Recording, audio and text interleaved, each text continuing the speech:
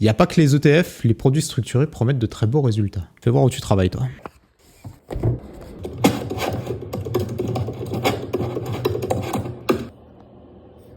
11% de performance.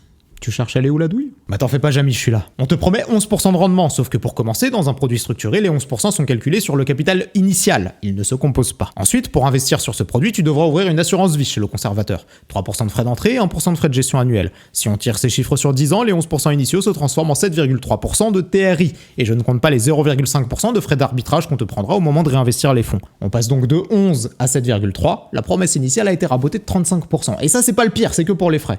Le pire, c'est que ce produit ne va t'exposer qu'à une seule action, Stellantis. Tu veux qu'on parle un peu de Stellantis? Stellantis, c'est le groupe derrière Peugeot. On parle d'une société qui se bat dans un secteur cyclique, ultra réglementé et hyper concurrencé, dont les marges nettes ont été divisées par 3 entre 2023 et 2024. C'est pas vraiment l'action de mes rêves, perso. Bon, ici, t'as qu'une fraction du fonctionnement des produits structurés, mais t'as ce dont t'as besoin pour te méfier des discours commerciaux. Dis-moi en commentaire si ça t'intéresse d'avoir plus de détails, je te préparerai une vidéo. En attendant, tu peux retenir que oui, quand on parle d'investissement boursier sur du long terme, il n'y a que les ETF.